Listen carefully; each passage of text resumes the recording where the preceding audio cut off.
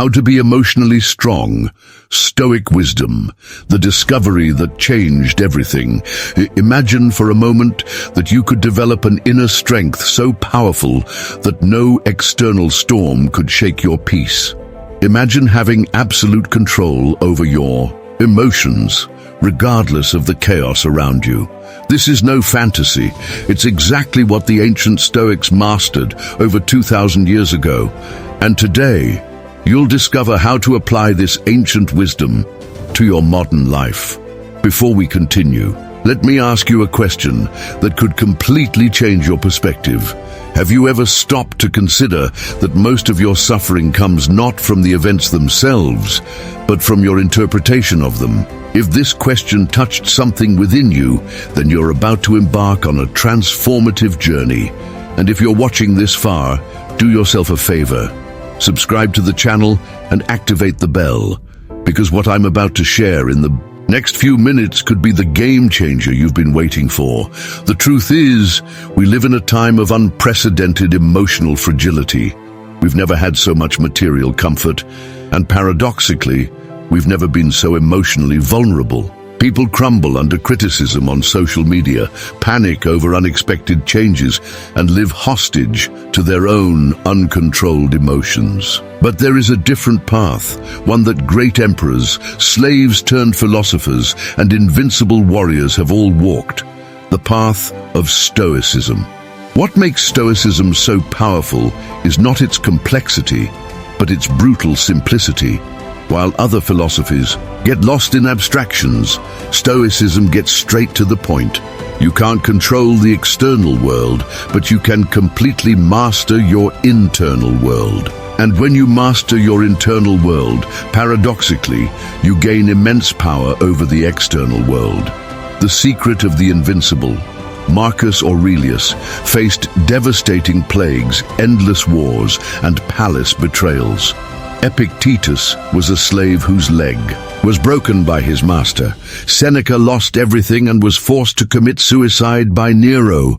What do these three figures have in common? They all not only survived the worst circumstances imaginable, but thrived emotionally amidst the chaos. How? They understood something most people ignore. Emotional strength isn't something you're born with. It's something you build, brick by brick, decision by decision. The first fundamental truth you need to understand is this: your emotions are not your enemy. Many people mistakenly believe that being emotionally strong means suppressing or denying your emotions. This couldn't be further from the Stoic truth. The Stoics weren't unfeeling robots. They were masters at navigating their emotions with wisdom and purpose.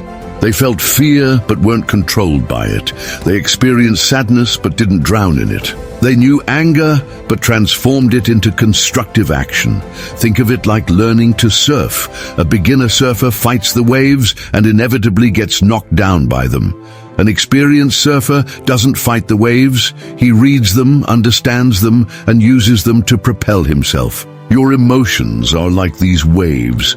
Powerful natural forces that can destroy you if you fight them, or lift you up if you learn to masterfully navigate them.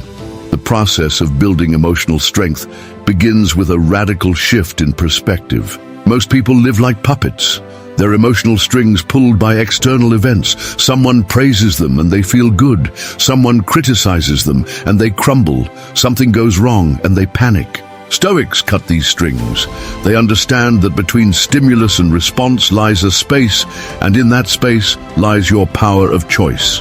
Viktor Frankl, a Holocaust survivor, captured this Stoic essence perfectly when he said that everything can be taken from a person except one thing: the freedom to choose your attitude in any given circumstance. Imagine the power of that. Even in the most extreme and horrific circumstances imaginable, you still retain control over the only thing that truly matters: how you choose to respond. Inner fortitude. Now, let's dive deeper into the concept of inner fortitude, because this is where true transformation happens. Inner fortitude isn't about pretending everything is okay when it isn't. It's not about smiling while the world crumbles around you.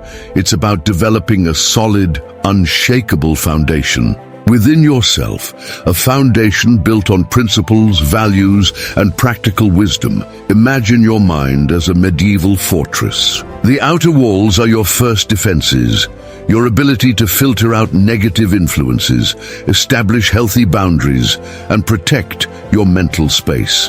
The watchtowers are your heightened awareness, ever alert to unsettling thoughts, destructive actions, and harmful patterns. The inner courtyard is your sanctuary of peace, where you cultivate serenity and clarity.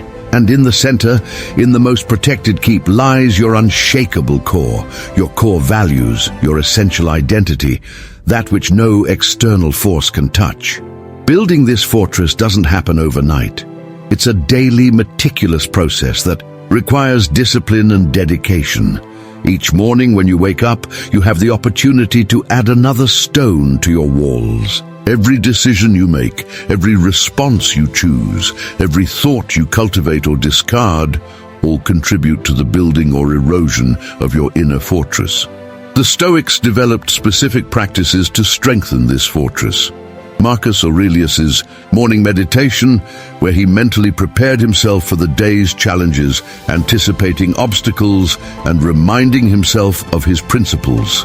Seneca's evening exercise, where he reviewed the day, analyzing his actions and learning from his mistakes. Epictetus's practice of constantly distinguishing between what is and isn't under his control. But let me share something that may surprise you. True emotional strength comes not from avoiding pain, but from embracing it as a teacher. The Stoics had a revolutionary concept called amor fati, love of fate. This doesn't mean passive resignation, but active, transformative acceptance. When you stop wasting energy fighting what has already happened and focus all your energy on responding wisely, you tap into a power most people don't even know exists. If you find these ideas transformative, be sure to like and share this video with someone who needs to hear this message. The more people discover these principles, the stronger our community becomes. The power of perspective is perhaps the most underrated yet most powerful tool in the Stoic arsenal. Epictetus, the slave who became one of history's greatest philosophers, taught that it is not events that disturb us, but our judgments about them. Think about the revolutionary depth of this statement. It means you have the power to transform any experience simply by changing how you interpret it. Let me give you a practical example that could change your life. Imagine you've been fired from your job. The common perspective would be, this is terrible, my life is ruined, I'm a failure. But what if you changed your perspective to, this is an opportunity in disguise. Now, I have the chance to pursue something better, to reinvent myself, to grow in ways I couldn't if I stayed in my comfort zone. Same situation, two completely different realities, determined only by the perspective you choose to adopt. Marcus Aurelius practiced a fascinating mental exercise called viewing from above. When faced with problems that seemed enormous and insurmountable, he imagined himself climbing higher and higher, seeing his situation first from a building, then from a mountain, then from the clouds, and finally from space. From that cosmic perspective, his problems, which seemed so monumental, revealed themselves as insignificant specks in the grand scheme of the universe. This isn't escapism or denial of reality. It's putting things in their proper proportions. How many times have you lost sleep over something that a year later you could barely remember? How many crises that seemed like the end of the world turned out to be blessings in disguise? The Stoic perspective doesn't minimize your challenges, but rather contextualizes them so you can respond wisely rather than reacting with panic. Another crucial aspect of the Stoic perspective is the concept of memento mori, remembering death. Before you think this is morbid, understand the purpose. When you remember that your time is limited, you stop wasting it on trivial concerns. You focus on what truly matters. you value each moment. You stop postponing happiness to a hypothetical future and begin living fully now. Seneca recommended regularly imagining the loss of things we value, not to become paranoid, but to cultivate gratitude. When you imagine losing your health, you cherish every moment of well-being. When you contemplate the loss of loved ones, you embrace them more tenderly. When you consider the possibility of losing your possessions, you realize that your true wealth lies not in things, but in who you are. The art of detachment is often misunderstood as indifference or emotional coldness. Nothing could be further from the Stoic truth. Stoic detachment is about loving deeply while maintaining an awareness of impermanence. It's about giving your best while accepting that outcomes are not entirely within your control. It's about valuing relationships, while understanding that all human connection is temporary. Think of detachment as holding life with open hands instead of closed fists. When you hold something with closed fists, you not only risk crushing what you're trying to preserve, but you also become incapable of receiving anything new. Open hands can hold gently, can let go when necessary, and can receive new blessings. Stoic detachment begins with the fundamental distinction between what is within our control and what is not. Epictetus was adamant about this. Within our control are our thoughts, choices, values, and actions. Outside of our control is literally everything else. Our bodies, our reputations, our possessions, other people, external events. When you truly internalize this distinction, something magical happens. You stop wasting energy trying to control the uncontrollable and focus all your energy on what you can truly influence. Imagine the freedom of not needing other people to act a certain way for you to be happy. Imagine the peace of not needing external events to follow your script for you to maintain your serenity. This doesn't mean you don't have preferences or that you don't work toward goals. It means your inner peace isn't held hostage by external results. Marcus Aurelius practiced detachment even with regard to the supreme power he held as Roman emperor. He wrote in his meditations that power was only a temporary role he played, not his identity. When you understand that all the external roles you play, father, mother, professional, friend, are temporary and changeable, you stop clinging desperately to them and begin to play them with excellence and ease. Detachment also applies to our emotions. The Stoics didn't suppress emotions, but they also didn't completely identify with them. They observed their emotions as temporary phenomena passing through consciousness, like clouds passing through the sky. You can feel anger without becoming anger. You can experience sadness without drowning in it. You can know fear without being paralyzed by it. Adversity training. Here's a truth that may initially seem counterintuitive. Adversity is your greatest ally in developing emotional strength. While most people shy away from discomfort, the Stoics embraced it as a rigorous but necessary trainer. Seneca, one of the richest men in Rome, regularly slept on the floor and fasted, not out of masochism, but to train his resilience. The Stoic concept of premeditatio malorum, the premeditation of evils, is a powerful mental exercise where you imagine possible adversities in advance. This isn't pessimism, it's strategic preparation. When you mentally rehearse how you would respond to potential challenges, you remove the element of surprise that often causes panic. You develop emotional contingency plans. You strengthen your resilience before it's tested. Think of the Navy SEALs and their infamous Hell Week training. Why do they willingly subject themselves to such extreme suffering? Because they understand that controlled, voluntary suffering builds resilience. That will be crucial when real, involuntary suffering arises. The Stoics applied the same principle 2,000 years ago, but here's the secret that completely transforms your relationship with adversity. When you stop seeing obstacles as impediments and start seeing them as training equipment, your entire life becomes a gym for emotional strength. Every frustration is a weight that strengthens your patience. Every disappointment is an exercise that develops your resilience. Every crisis is an opportunity to demonstrate and deepen your wisdom. Ryan Holiday popularized the Stoic concept, "The obstacle is the way," and it perfectly captures this transformative mindset.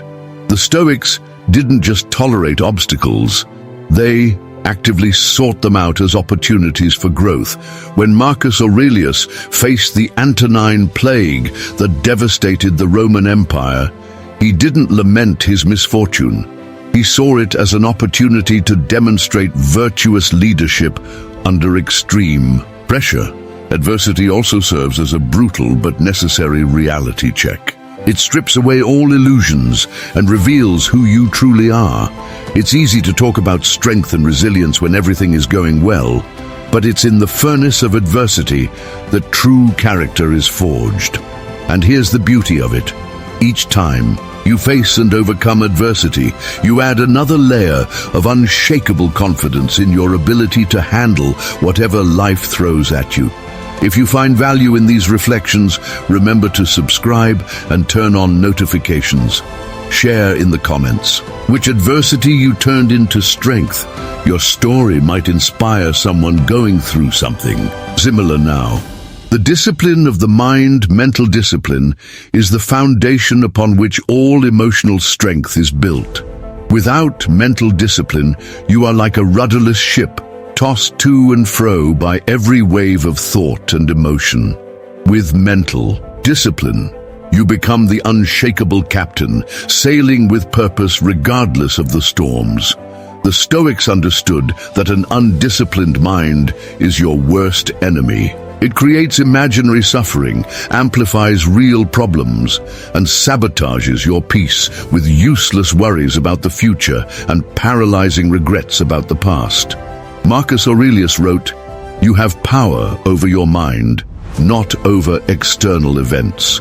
Realize this, and you will find strength. Mental discipline begins with awareness. You cannot control what you do not notice. Most people live on autopilot, completely unaware of the thousands of thoughts that pass through their minds daily. The Stoics practiced prosos, continuous attention to the present moment and to one's thoughts. It's like becoming the observer of your own mind, watching your thoughts without necessarily believing or acting on them all. Imagine your mind as a garden. Thoughts are like seeds constantly being planted, some by the environment, some by other people, some by your own past experiences. Without mental discipline, this garden quickly becomes a chaotic thicket of weeds. With mental discipline, you become the master gardener, choosing which thoughts to water and cultivate and which to uproot before they spread. Mental discipline also involves what the Stoics called the discipline of desire. It's not about suppressing all desires, but about consciously choosing which desires serve your highest good. Epictetus taught that we should desire only what is within our control. When you desire other people to act a certain way, you set yourself up for frustration.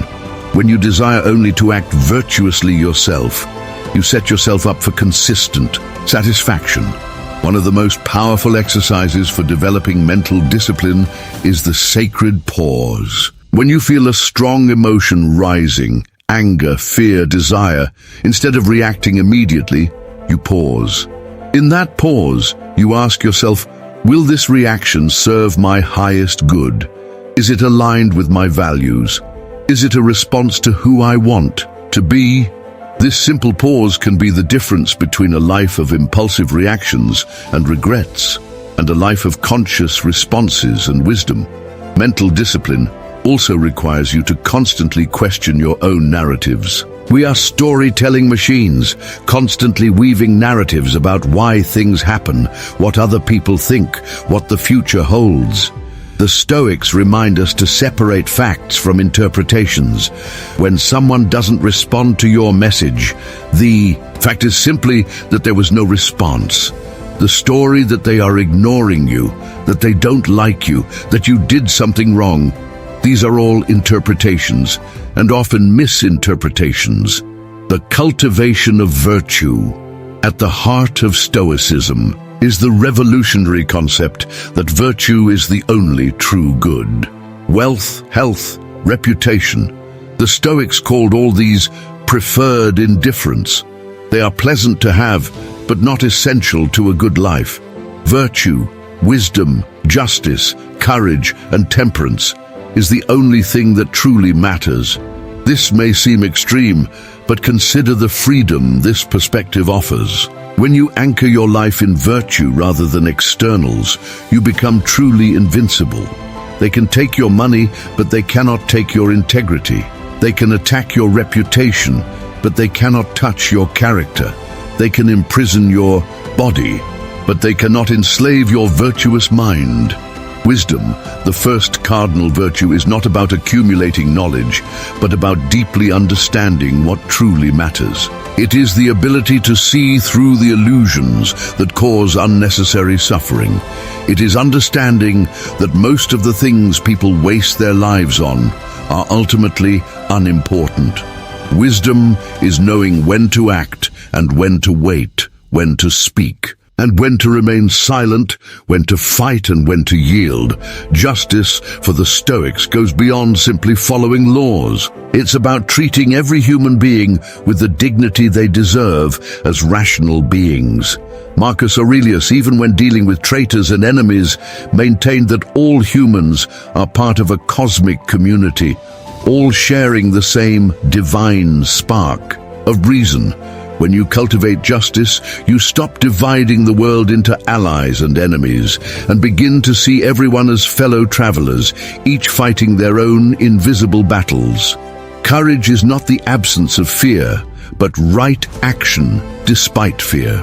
The Stoics distinguished between physical courage and facing physical danger, and moral courage, standing up for what is right even when it is unpopular or dangerous. Moral courage is often harder and more important. It's easy to follow the crowd, hard to stand alone for the truth. It's easy to choose the path of least resistance, hard to choose the path of integrity when it's steep and lonely. Temperance, the fourth virtue, is about moderation and self-control. It's not about deprivation, but about not being enslaved by your desires. It's the ability to enjoy pleasures without becoming dependent on them. It's being able to have without needing to have. Seneca was immensely wealthy, but he regularly practiced voluntary poverty to ensure his wealth was a tool, not a crutch. When you cultivate these four virtues together, something extraordinary happens. You develop what the Stoics called ataraxia, an unshakable serenity that comes from living in alignment with your deepest values.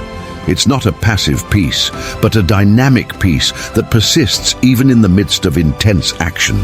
The practice of radical gratitude. Gratitude for the Stoics was not just an occasional pleasant feeling, but a radical daily discipline that completely transforms your experience of life. Marcus Aurelius began each day not by complaining about what he had to face, but by giving thanks for the opportunity to practice virtue. Imagine the power of waking each morning not dreading the day's challenges, but by giving thanks in advance for the opportunities for growth they present. Stoic gratitude is radical because it extends even to difficulties. Epictetus taught that we should be grateful not only in spite of obstacles, but for obstacles. Every difficulty is a gift in disguise, a chance to develop strength, wisdom, and character. When you adopt this perspective, your entire life becomes an abundance of opportunities rather than a series of problems. But here is the most transformative aspect of Stoic gratitude. It is proactive. not reactive. Most people practice gratitude only when good things happen. The Stoics practiced anticipatory gratitude, choosing to be grateful regardless of the circumstances. They understood that gratitude is not a response to life, but an approach to life. Seneca had a powerful practice. He regularly contemplated everything he could lose and then felt deep gratitude for still having them. This may sound morbid, but it is profoundly liberating. When you truly appreciate that every moment with your loved ones is a temporary gift, you stop taking them for granted. When you recognize that your health is fragile and temporary, each day of well-being becomes a celebration. Radical gratitude also transforms your relationship with what you don't have. Instead of focusing on what's missing, you focus on the abundance of what is present. The Stoics remind us that the richest man is not the one who has the most, but the one who needs the least. When you cultivate deep gratitude for what you have, you break the endless cycle of desire that keeps most people perpetually dissatisfied. If these ideas resonate with you, show your gratitude by liking and sharing this content. Every share helps these transformative ideas reach someone who needs to hear them. Mastering your emotions. Mastering your emotions doesn't mean suppressing or denying them. The Stoics weren't emotionless Vulcans.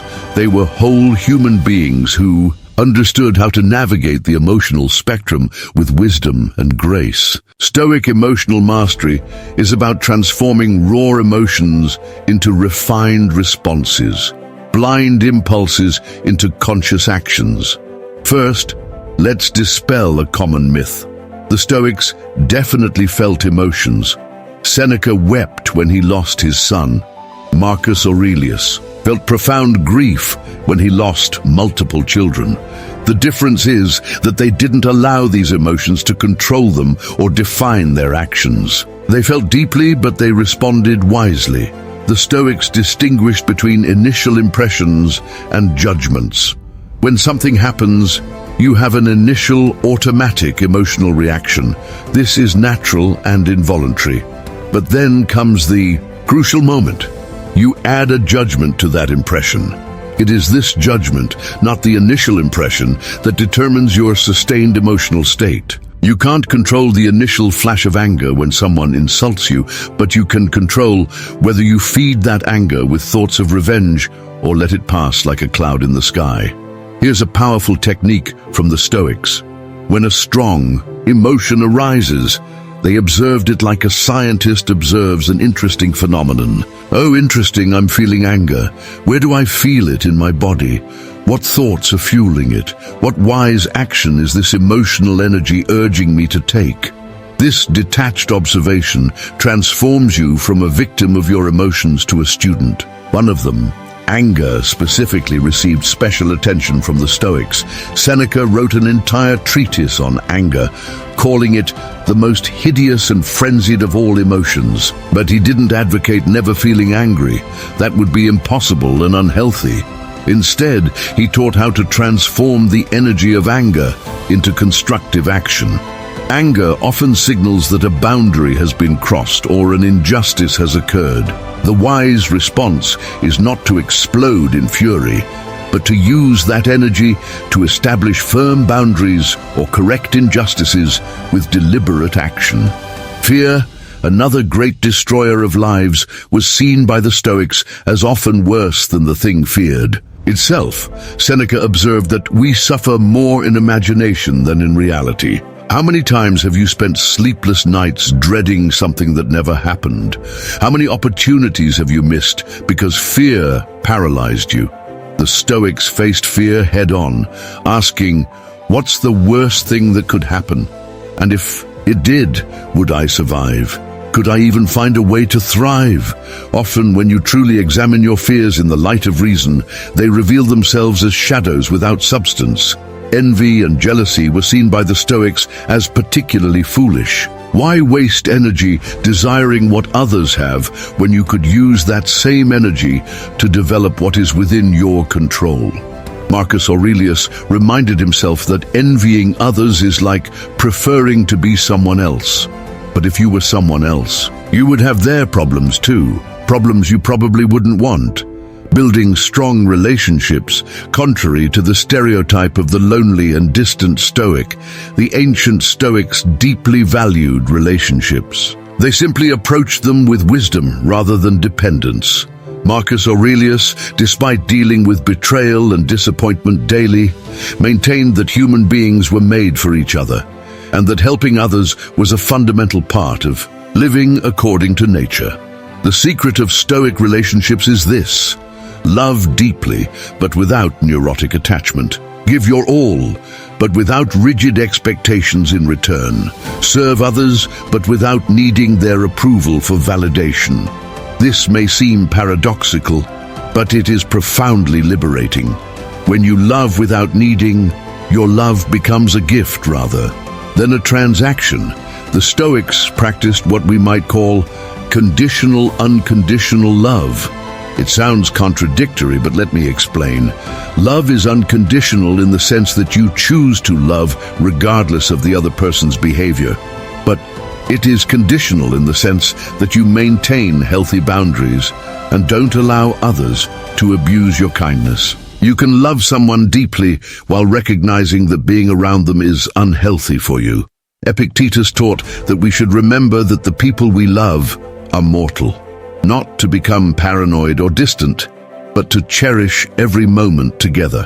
When you embrace someone knowing that you're not guaranteed another embrace, that embrace becomes sacred. When you have a conversation knowing it could be your last, you choose your words more carefully and listen more attentively. The Stoics also understood that unrealistic expectations are the poison of relationships. Expecting others to always act rationally, kindly, or in your best interests is setting yourself up for constant disappointment. Marcus Aurelius began each day by reminding himself that he would encounter rude, ungrateful, and difficult people, not to become cynical, but so as not to be surprised and disturbed when they did. Paradoxically, when you expect imperfection, you often find more kindness than you expected. Forgiveness for the Stoics wasn't primarily about the other person. It was about your own freedom. Carrying resentment is like drinking poison while waiting for the other person to die.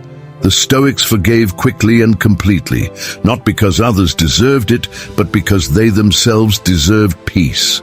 But forgiveness doesn't mean allowing continued abuse. You can forgive someone completely while choosing to maintain a safe distance. Unwavering resilience. Resilience isn't just about surviving storms, it's about dancing in the rain.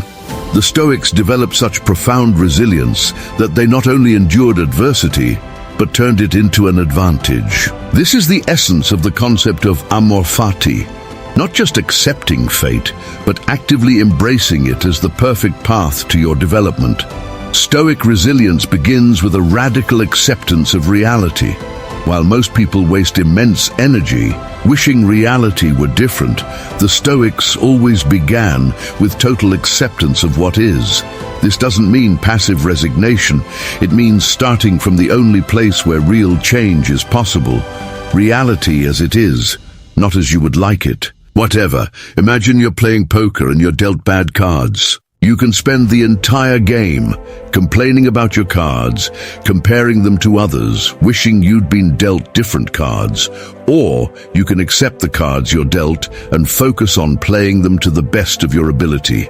The Stoics always chose the latter, and here's the secret.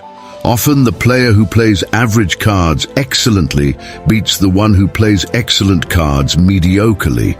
Resilience also comes from what the Stoics called a reserve of inner strength.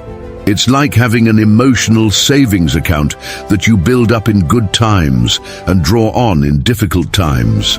Every time you choose to respond rather than react, every time you stay calm under pressure, every time you find gratitude in hardship, you're making deposits into that account.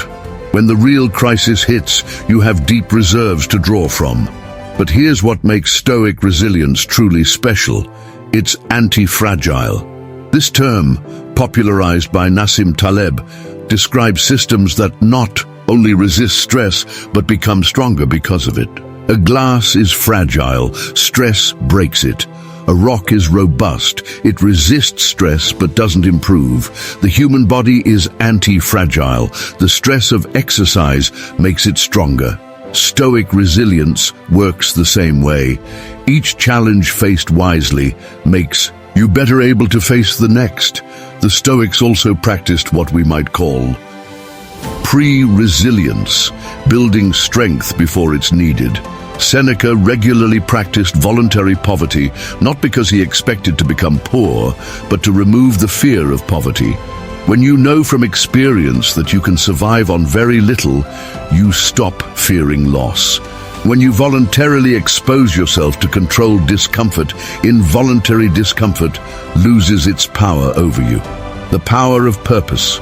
One of the deepest secrets of Stoic emotional strength is having a clear purpose that transcends individual circumstances. Viktor Frankl, echoing Stoic wisdom, observed that those who survived the concentration camps were often those who had a why strong enough to withstand any how. The Stoics called this living in accordance with nature, not just external nature, but your essential nature as a rational social being. Your purpose, in the Stoic view, is not something you arbitrarily invent. It is something you discover through deep self-knowledge and careful observation of your natural talents and inclinations. Marcus Aurelius did not choose to be emperor, but once in that position, he saw his purpose as serving the empire with wisdom and justice. Epictetus did not choose to be born a slave, but discovered his purpose in the teaching of philosophy that liberated him internally long before he was liberated externally. When you have a clear purpose, difficult decisions become simple. You simply ask, does this serve my greater purpose? If yes, you do it regardless of the discomfort. If no, you refuse regardless of the pleasure it might bring. Purpose becomes your North Star, guiding you through storms when all else is obscured. But here's what's crucial to understand. Your purpose doesn't have to be grand or world-changing in the conventional sense. For some, purpose might be raising wise and compassionate children. For others, it might be mastering a craft. For others still, it might simply be being an example of integrity in a world of compromise. What matters is not the scale of the purpose, but the sincerity of the commitment to it. Purpose also provides what the Stoics considered essential, the ability to say no. When you know what you're saying yes to, your core purpose, it becomes much easier to say no to everything that doesn't align with it. Most people live fragmented lives, pulled in 1,000 directions by 1,000 demands. Those with clear purpose live integrated lives, where every action contributes to a coherent vision. If you feel like this content is touching something deep within you, don't keep it to yourself. Subscribe, share, and help spread this transformative wisdom. Each person we reach with these insights is a life potentially transformed. The mastery of time. The Stoics had a unique and powerful relationship with time. They understood that time is the only truly non-renewable resource, and yet it is the one most people waste most frivolously. Seneca wrote, "It is not that we have little time, but that we waste much of it." Emotional strength requires a mastery of time that goes beyond simple productivity. The Stoic concept of memento mori, remembering death, is not about morbidity, but about wise urgency. When you truly internalize that your time is limited, you stop postponing it to a mythical someday. You stop saying, "When I retire, I will," or "When the kids are grown, I will." You start living now, fully, intentionally. But Stoic mastery of time isn't about frantic haste or trying to squeeze in every second of productivity. It's about deep presence. Marcus Aurelius reminded himself that the only moment that truly exists is this present moment. The past is memory, the future is imagination, but this moment is the only reality where life truly happens and where real choices are made. The Stoics practiced what we might call temporal density, extracting maximum meaning and value from each moment, not through multitasking or speeding, but through complete attention. When you are fully present, an hour can contain more life than a week lived in distraction. A deep 10-minute conversation can be more meaningful than hours of superficial conversation. They also understood the importance of what we now call deep work, periods of intense, uninterrupted focus. Seneca regularly retreated to write and think. Marcus Aurelius found time for his philosophical meditations even in the midst of military campaigns. They knew that superficial fragmented work produces superficial fragmented results. Mastery of time also means understanding natural rhythms. The Stoics didn't constantly try to maintain maximum intensity. They understood the need for periods of recovery, reflection, and renewal. Like an archer who must relax the bowstring between shots to maintain tension, you must alternate between effort and rest to maintain your emotional strength. The wisdom of acceptance. Acceptance is perhaps the most misunderstood Stoic concept. It's not about passive resignation or giving up on improving things. It's about starting from reality as it is, not as you wish it to be. It's about stopping wasting energy, fighting what has already happened, and focusing all your strength on responding wisely to what is happening. Imagine you're driving and take the wrong turn. You can spend the next few miles cursing, blaming the GPS, wishing you'd taken a different turn. Or you can accept where you are and focus on finding the best route from here. Stoic acceptance always chooses the latter. It doesn't deny that a mistake was made, but it refuses to add unnecessary suffering through mental resistance to what is already a fact. The Stoics' radical acceptance extends even to personal characteristics that cannot be changed. Epictetus was lame. He didn't waste energy wishing he had two perfect legs. Instead, he focused on developing what he could: his mind, his character, his wisdom. When you fully accept what you cannot change, you free up immense energy to transform what you can. But here's the paradox of acceptance. Often when you stop resisting something, it loses its power over you. When you fully accept your anxiety instead of fighting it, it often subsides. When you embrace your sadness instead of denying it, it passes more quickly. Resistance creates tension, and tension amplifies suffering. Acceptance creates space, and in space, healing occurs. Acceptance also transforms your relationship with criticism and feedback. Instead of reflexively defending your ego, you can objectively evaluate: is there truth in this criticism? If so, how can I use it to improve? If not, why waste energy getting upset? The Stoics saw criticism as a gift. It either reveals genuine areas for improvement or reveals the critic's character. In either case, valuable information. The development of autonomy, true self-governance, is the ultimate goal of Stoic practice. It is the freedom that comes from not needing external conditions to be perfect for you to thrive internally.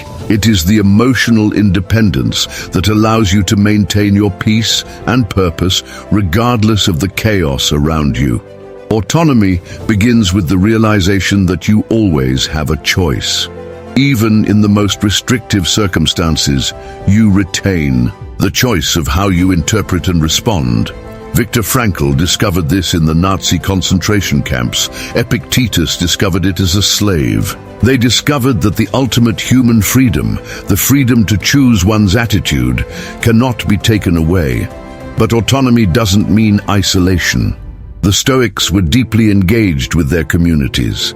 The difference is that they chose to serve others from a place of strength and wholeness, not need and emptiness. When you don't need others for validation, you can love them more purely. When you don't depend on others for happiness, you can give more generously. Autonomy also means taking radical responsibility for your life. The Stoics didn't waste time blaming others, circumstances, or bad luck. They understood that while you are not responsible for everything that happens to you, you are fully responsible for how you respond. This shift from victim to agent mentality is transformative. Suddenly, you are no longer at the mercy of the world. You are the architect of your experience. Developing autonomy requires the courage to stand alone when necessary. It means being willing to be unpopular when integrity demands it. It means trusting your own judgment even when everyone tells you you're wrong. But it also means the humility to change when evidence shows you were wrong. True autonomy is not stubborn rigidity, but flexibility grounded in solid principles. The daily transformation. Emotional strength is not built in dramatic moments of heroism, but in thousands of small daily choices. Every morning when you wake up, you have the opportunity to practice Stoicism.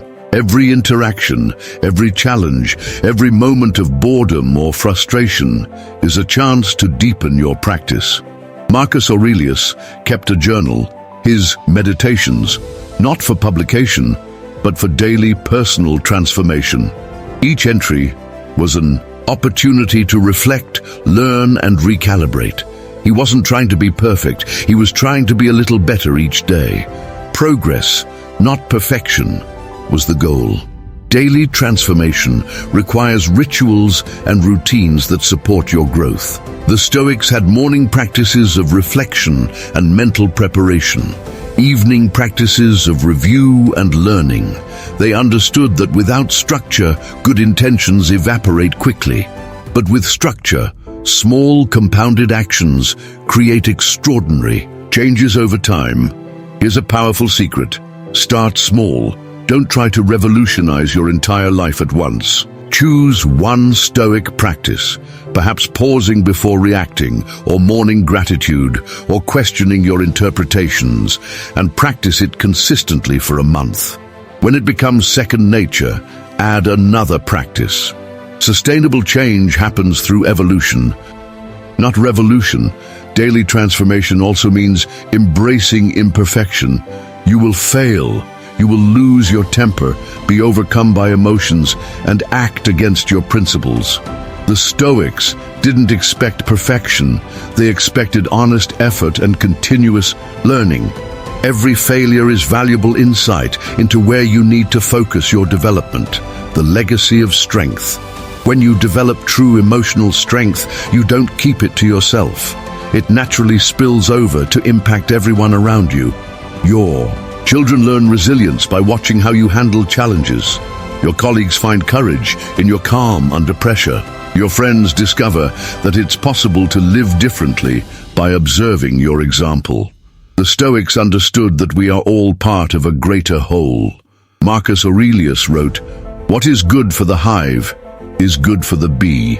Your emotional strength isn't just for your benefit, it's a contribution to the common good. When you refuse to be swept away by collective panic, you become a point of stability that helps others find their center.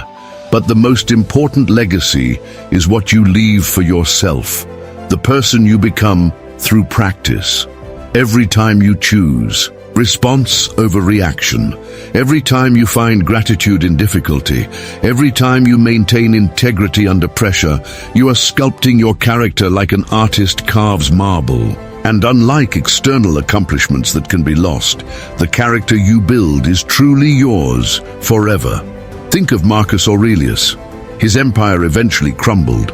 His successors undid many of his reforms, but his meditations, never intended for publication, continue to inspire people 2,000 years later. Why? Because they capture the essence of a man struggling honestly to live with wisdom and virtue under extreme pressure. His true legacy was not what he achieved, but who he became. The path ahead. Now you are at a crossroads. You can treat these ideas as interesting intellectual entertainment, something to think about briefly and then forget. Or you can recognize this moment for what it truly is, a call to transformation, an invitation to leave behind emotional fragility and embrace the strength that is your birthright. The Stoic path is not easy. It requires daily discipline, brutal self-honesty, and a willingness to be uncomfortable. but the rewards are immeasurable. Imagine living without being tossed around by every changing circumstance. Imagine facing any challenge, knowing you have the inner strength to handle it. Imagine the peace of living in alignment with your deepest values, regardless of what others do or say. This is not a path you walk once and then you're done. It's a lifelong journey of growth and refinement. Even Marcus Aurelius, at the height of his power and wisdom, still reminded himself daily of basic principles. Even Epictetus, after decades of teaching, still worked on his own development. Mastery is not a destination, but a direction. Start today, not tomorrow, not Monday, not when the conditions are perfect. Today, choose one idea from this content that resonated most strongly with you and apply it in the next 24 hours. When you feel anger rising, pause and choose your response. When anxiety appears, question the stories your mind is creating. When disappointment hits, look for the opportunity hidden within. And remember, you are not alone on this journey. Every person who chooses the path of emotional strength makes it easier for others to follow. When you refuse to be a victim of your circumstances, you give others permission to do the same. When you demonstrate that it is possible to live with wisdom and virtue in the modern world, you light a light that others can follow. The final choice. Let me be completely straightforward with you. Most people who consume this content will do nothing with it. They will agree with the ideas, perhaps even feel momentarily inspired, but then they will fall back into their habitual patterns. They will remain slaves to their emotions, victims of their circumstances, prisoners of their own undisciplined minds. But you don't have to be the majority. You can choose to be different. You can choose to do the difficult work of transformation. You can choose to build emotional strength day after day, choice after choice, until it becomes second nature. You can choose to live as the great Stoics lived, not perfect but purposeful, not invulnerable but resilient, not emotionless but emotionally intelligent. The irony is that the path to emotional strength is simultaneously the hardest and the easiest. Hard because it requires real change, sustained discipline, and uncomfortable honesty. It's easy because once you understand the principles, application is straightforward. There are no mystical secrets or complex techniques, just simple truths applied consistently. Think about where you'll be a year from now if you begin this journey today. Imagine the person you could become with 365 days of deliberate practice. Imagine the peace, the strength, the wisdom that could be yours. Now think about where you'll be a year from now if you do nothing. Same patterns, same reactions, same emotional fragility. The choice is brutal in its clarity. But here's the most important thing to understand. You already have everything you need to begin. You don't need more information, more preparation, more perfect conditions. The Stoics built emotional strength under conditions far more challenging than anything you're likely to face. If a slave could find inner freedom, if an emperor could maintain humility, if a condemned man could face death with equanimity, then you can certainly apply these principles to your life. Conclusion. Your moment of decision. We have reached the end of this initial journey, but for you, it may be just the beginning. The ideas I have shared are not mine. They are wisdom distilled through millennia, tested in the most extreme circumstances, proven by countless transformed lives. Now they are in your hands, waiting to be applied. Let me ask you one final question. When you look back on your life, what do you want to see? Do you want to see someone who was tossed and turned by every wind of change, who lived at the mercy of uncontrolled emotions, who never realized their potential because they were too busy reacting instead of responding? Or do you want to see someone who built unshakable strength, who faced every challenge with wisdom and courage, who lived according to principles rather than impulses? Emotional strength is not a luxury for a select few. It is a necessity for anyone who wants to live fully. In a world of increasing chaos, uncertainty, and change, those without emotional strength will increasingly be left behind, not economically, but existentially. They will live lives of quiet desperation, always hoping circumstances will improve, never realizing they have the power to improve regardless. But you who have watched this far, who have absorbed these ideas, who have felt something stir within you, you have a different opportunity. You can choose the path less traveled, the path of inner strength, the path of Stoic wisdom. It won't always be easy, but it will always be worth it. Every morning when you wake up, remember, today is an opportunity to practice emotional strength. Every challenge is a gift in disguise. Every emotion is a teacher. Every choice is a chance to build character that no external force can shake. You don't have to be perfect. You just have to be persistent.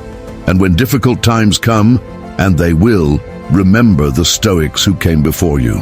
Remember Marcus Aurelius writing his meditations by candlelight in a military tent, surrounded by death and disease, yet choosing wisdom over despair. Remember Epictetus transforming the humiliation of slavery into teachings that would liberate millions. Remember Seneca facing death with such composure that even his executioners were in awe. If they could find strength in such extreme circumstances, you can certainly find it in yours. Not because your circumstances are easy, but because emotional strength doesn't depend on circumstances. It comes from within, built choice by choice, strengthened by each challenge faced wisely. So here's my final challenge to you. Don't just be a consumer of wisdom, be a practitioner. Don't just agree with these ideas, live them. Don't just admire the ancient Stoics, join them in their pursuit of excellence of character. The world needs emotionally strong people now more than ever.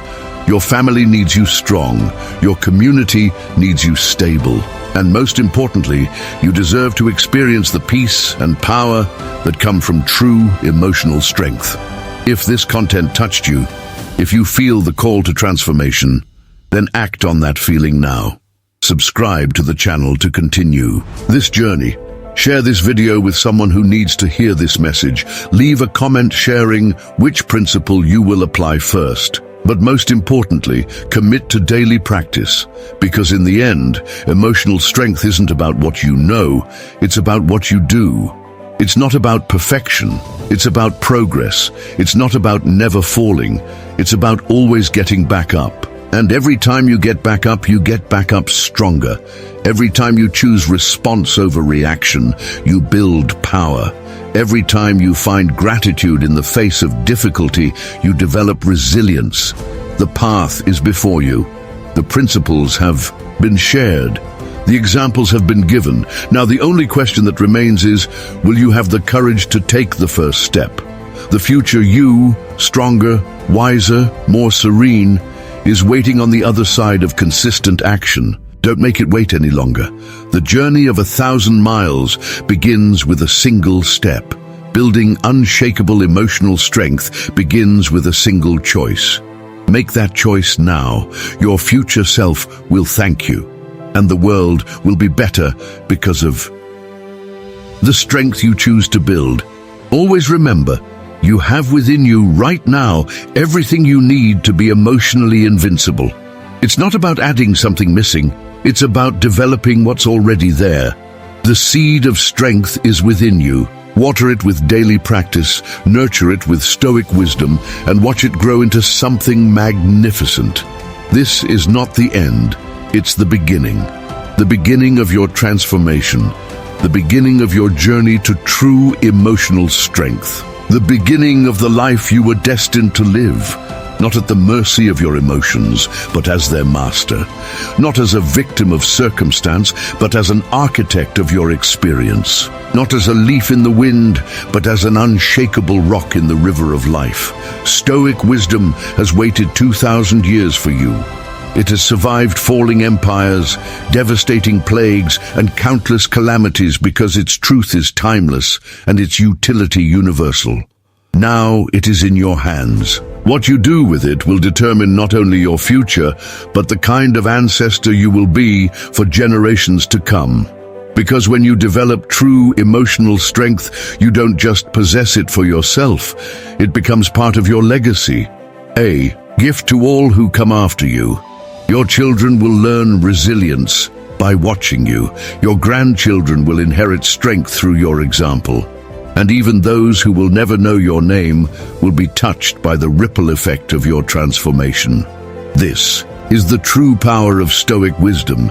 It doesn't just transform individuals, it transforms lineages, communities, and ultimately the world. Every person who chooses strength over frailty, wisdom over ignorance, virtue over vice, adds light to the world.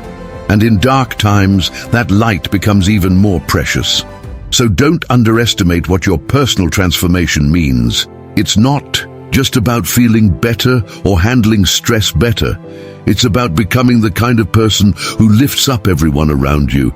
It's about being a force of stability in a chaotic world. It's about demonstrating that a different life is possible, a life of purpose, principle, and unshakable peace. The invitation is extended. The door is open, the path is clear. All that remains is your decision to walk it. And if you decide to accept this challenge, if you choose to embark on this journey of transformation, know that you do not walk alone. You join an ancient lineage of wisdom seekers, all united by the same quest, to live with strength, die with dignity, and leave the world better than we found it. Emotional strength is not a destination, it is a daily practice. It is not an achievement, it is an ongoing commitment. It is not about being invulnerable, it is about being resilient. And it begins now in this moment with your decision to no longer be hostage to your emotions, but master your responses. The future belongs to the emotionally strong. In a world where fragility is increasingly common, strength becomes increasingly valuable. In an age where everyone is a victim, those who take responsibility stand out. In a culture of instant gratification, those with long-term vision and discipline inevitably win. You have the opportunity to be among those few, not because you are special or uniquely gifted, but because you are willing to do the work most won't. Willing to face uncomfortable truths, willing to change ingrained patterns, willing to choose growth over comfort, always. This is your moment, this is your calling, this is the beginning of your transformation into someone emotionally unshakable. The ancient Stoics lit the torch and passed it down through the centuries. Now it is in your hands. Carry it proudly, use it to light your path, and when the time comes, pass it on even brighter than you received it. The journey to emotional strength begins with a single step, but continues throughout your life. It is the most important work you will ever do because it determines how you experience every other aspect of your existence. With emotional strength, even tragedy can be transformed into triumph. Without it, even success feels hollow. Choose strength, choose wisdom, choose the Stoic path. Your future self is waiting, and it is more powerful than you can imagine. Don't make it wait any longer. The time for transformation is now. The power has always been within you. All that was missing was the decision to use it. And with that, I leave you not with a goodbye, but with a beginning. The beginning of your new life as someone who isn't tossed and turned by the winds of every emotion, but who is firmly rooted in timeless principles. Someone who doesn't fear the future because they know they have the strength to face anything. Someone who doesn't regret the past because they see it as a teacher, not a jailer. Be strong, be wise, be stoic. The world needs you like this. And deep down, that's who you were always meant to be. The only question is, will you have the courage to become who you truly are? The answer to that question will determine everything else. Choose wisely, choose courageously, and above all, choose now. Because the only moment you are guaranteed is this one. Use it well. Make it the first moment of your new life of unshakable, emotional strength. Until we meet again, remember you are stronger than you think, more capable than you believe, and more powerful than you imagine. All you need to do is choose to develop this strength, one day at a time, one choice at a time, one moment at a time. Stoic wisdom is now planted in your mind. Let it grow. Cultivate it with practice and watch as it transforms not only how you handle emotions, but how you experience life itself. Strength and wisdom for your journey. The Stoic path awaits, and your stronger future is just a decision away.